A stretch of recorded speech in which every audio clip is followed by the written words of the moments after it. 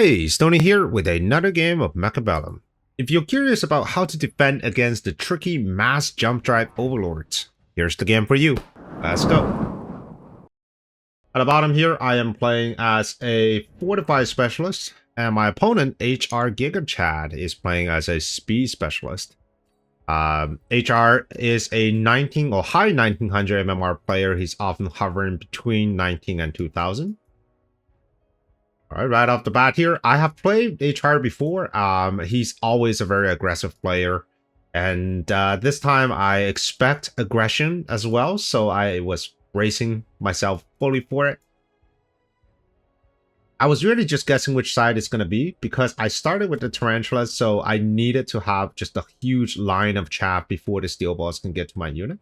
And I've decided to go with the left hand side with a huge column of fangs.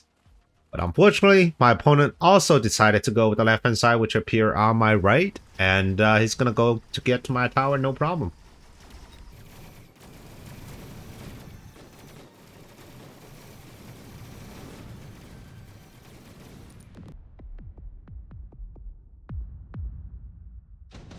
Now, this is a bit of a tricky situation because he has steel balls, which means I can't exactly just level up the tower and hope for the best.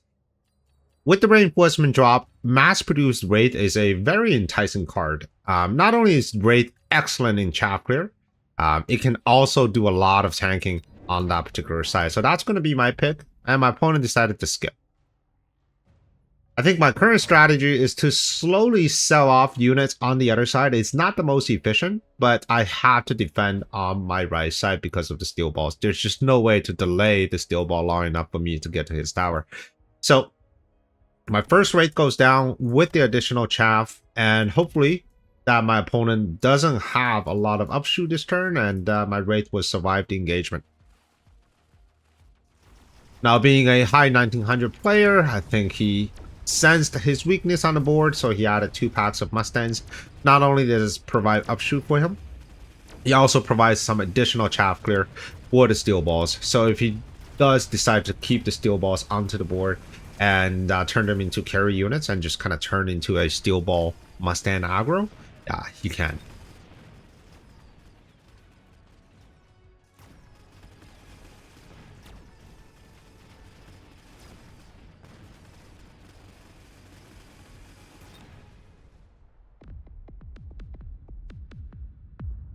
All right, so first 2 turns not working out for me, but I think I am still in this to stabilize. Scorpion gets dropped. Wonderful card. Scorpion can be used very effectively even against level 2 steel balls.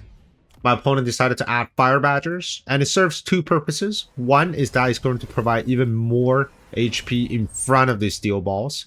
And 2, at any point, he can take either napalm or range, and that's going to provide a lot of cover for the steel balls. So it's a great card and a great use with the ball stand combination. I think the improved version of ball stand is actually Fire Badger, ball stand, because when these 3 new units kind of line up like this, the Fire Badgers will clear out the way and also tank the first shot from the Scorpion. Then the steel ball will come in, get locked on while the crawler is kind of streaming from the side. The Scorpion will be very distracted while the Mustangs are clearing out all the other chaff that are coming in front of the steel ball. It's a very potent combination. And a Fire Badger alone is just a very good unit, right? I love Fire Badgers. On my side of the board, I added another Wraith and just kind of hard defending on that side.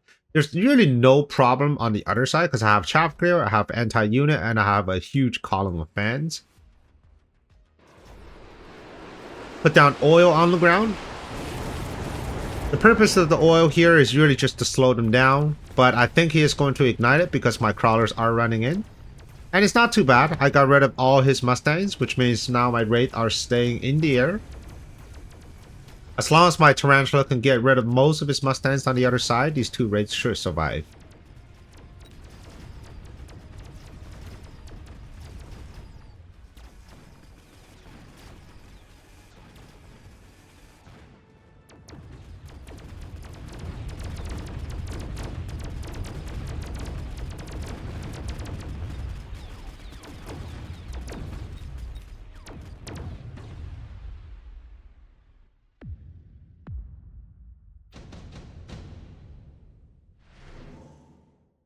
Alright, reinforcement cards. Iron Blast is a great card, even if you're against aggro. I think you're just gonna have to be very careful with where you're gonna put down your iron. Smoke Bomb is great for my opponent, because if he can put a smoke bomb like right here and that will slow my Scorpion down, I think it could be very potent. He did end up taking extended range steel balls and also taking range on the balls themselves, so these are now essentially mini melting points. The reason he did that is because with extended range and shooting 125 meters, my Scorpion will actually have to walk towards him. So he's forcing me to take range on the Scorpion. And this will be a very even fight. I didn't know that he was going to take range on the same turn. So when I was putting down the iron, I actually had it in anticipation for ER, but not range. But it turns out, I think it worked out pretty well for me. Because right now my fans are actually stopping in these steel balls in the back, but as they clear out my fans, they're going to move forward, which means they're going to be under fire of my iron beam.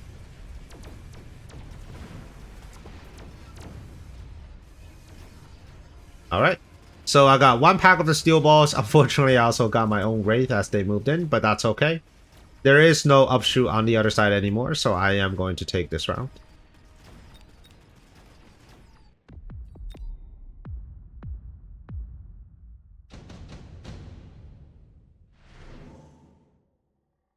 Overlord is offered, and I noticed that this was offered, so I took the Phoenixes.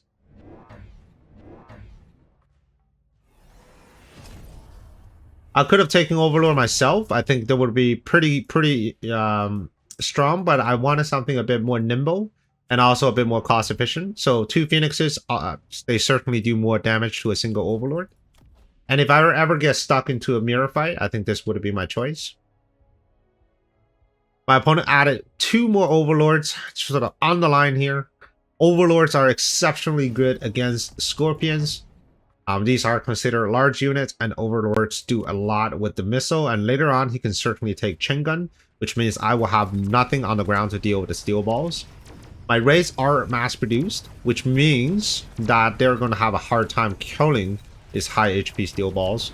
And also, with the extended range on the steel balls, he should be able to lock me onto the tower very early. So this is a very good strategy on my opponent's side. My Phoenixes get instantly deleted. And these Overlords are now getting a ton of experience just from killing my Scorpions. However, I do have 3 Marksmen and 2 Phoenixes left on the field. And it all comes down to tower timing. If I can get a great tower timing, I should still be able to clear out these Overlords. Come on, Phoenix. There's 1. There's 2. And there's 3. Alright, so now we know what the opponent's going for. Super heavy armor, great card. But I think I'm going to go with additional deployment. A Marksman is being put down. A Marksman is great on this side because later on we know that these Overlords are going to spin over, which means that my A Marksman should be able to get them down fairly quickly. We're going to get more Chaff and take full advantage of the additional deployment. Here comes the Napalm. Very good card. Now, the reason I had a Chaff right there in the middle is because typically when you see Overlord push like this, the next step is they wanted to push somewhere else, right? I see there's Jump Drive already on the Overlord. So it's natural to expect maybe something in the middle. He wouldn't necessarily go all the way to the left-hand side because all 3 of my marksmen are sort of gunning in that area. But what he can do is to put them right here in the middle and then mobile beacon downward towards the right to that tower. But so far, it looks like he's just content to be where he is. Oh, no, he is thinking about coming over through the middle and get my tower. But the path he's going to take is actually going down to tower first and then to the side to my other tower. He really doesn't need to do this because that's the natural path of the Overlord. I think this is just going to give them a little bit more focus. But for now, though, my Phoenixes are doing a little bit more work. Now they're finally on target. The additional Chaff is helping a ton here. These level 2 Phoenixes are just, putting in the work here, but unfortunately it's just short of destroying this level 3 Overlord, which is a bit of pain because now it gets another level. And heavy armor is doing a lot of work. Alright, level 3 Phoenix coming by. Picking things off one by one. And now you can see the mobile beacon is actually hindering their movement. But with the tower down and also with my Phoenixes down, a single Wraith is not able to seal the deal, even though those two Overlords are so low on HP. That was a real bummer. It's a huge chunk of HP. 800 damage total from those two almost dead Overlords. Mass-produced Wraith, mass-produced Wasp is being offered. And I took that, and I took AA and range on these Wasps. Not only is mass-produced Wasp great as a Chaff unit, with AA, they can also do decent damage. Right now, I'm abandoning any sort of ground Chaff. That is just because of the napalm on the Fire Badger. It becomes increasingly difficult to play with that. Later on, he can take range on a Fire Badger as well, which means everything in this area is just going to be covered in fire. So no amount of fans or crawlers are going to stop the advance of these Overlords. Alright, 2 missiles going down, targeting my fans. I think he's going to try the same strategy once again. He's going to mobile beacon towards the middle, onto the side. Chingun goes down. That's going to kill my Scorpions very quickly. So it was a really good call of just getting Wasp in this turn with range and with AA.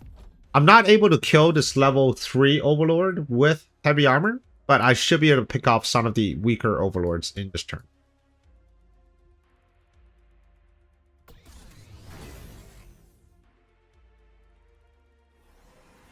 And I'm actually surprised about the Chingun. I feel like you don't really need the Chingun because of your napalm on the Fire Badgers. Like you have a pretty good clear already, and the natural attack of the Overlords actually do a lot of damage.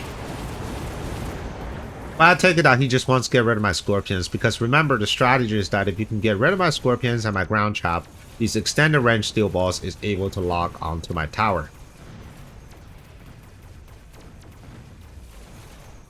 Alright, walking around, hitting tower in the last second. My Wasps are just doing their hardest trying to get through these Overlords. Getting the other tower. A huge round for my opponent. I think I might be dead here. We still got 5 Overlords left with some steel balls. So, this huge chunk of damage.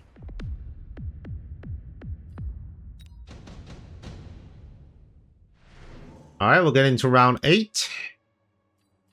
Asset is semi-decent, but it's going to be the item here. So for my opponent, he's going to put the item on a leveled Overlord. He actually has 3 Overlords with items, so it's very scary.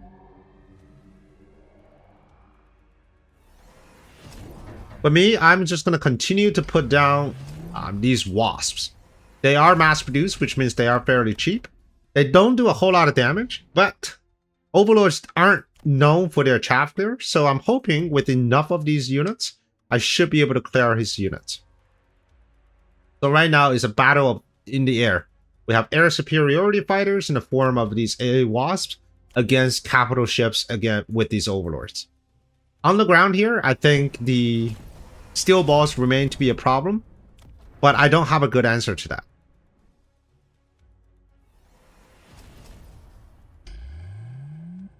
Alright, putting down some shield just to tank that first few missile hits. This shield bubble on the right is actually going to pop very quickly because of the chain gun from these high-level Overlords.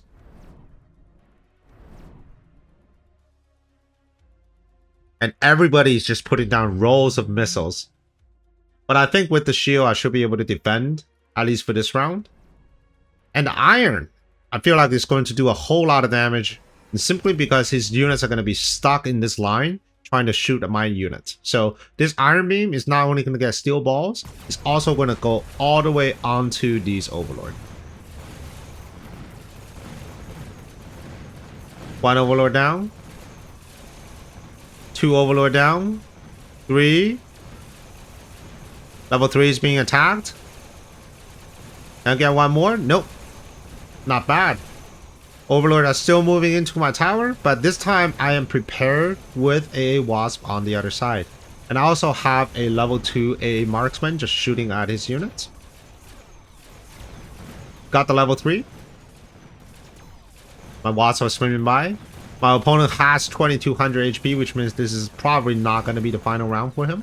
But he is going to take a lot of damage, because even though my wasps are mass produced, they still do 200 damage to their HP if the full squad survives, which means right now we're kind of in the even footing. Oh man, lightning storm. Now this spells disaster for my wasps, and I know for sure that my opponent's going to take it, and I'm also going to take it. So this is where things get interesting. I put my lightning storm on the strong side, and I expect my opponent to also put lightning storm on the strong side. My wasps do run jump drive, so I am going to take my wasp and jump drive everything to the left hand side, and my opponent is thinking exactly the same, putting everything in the middle.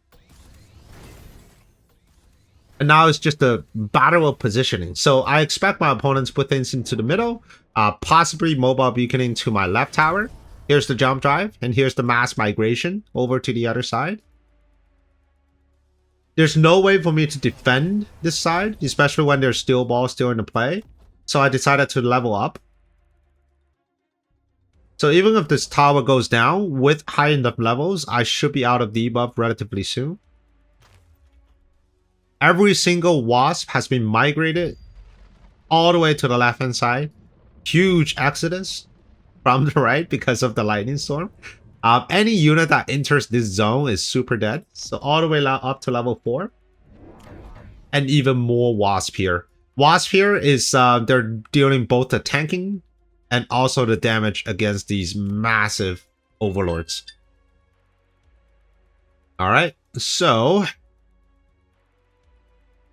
let's see how this turn goes. I mean, I really don't know. At the time when I was playing this game, I was like, I had no idea. I know this is going to happen, but I honestly have no idea how this is going to play out because of the wasp are mass produced. Huge rock missile coming down here, killing at least 2 squads of wasp. And here they are. We have fire badgers get into the tower, and with the chin gun popping the tower at the very last second, and wasps are still fighting for their lives. We still have 5 overlords. I do have 2 level 3 phoenixes in the mix, but I don't think that's enough. I mean, I'm doing my hardest.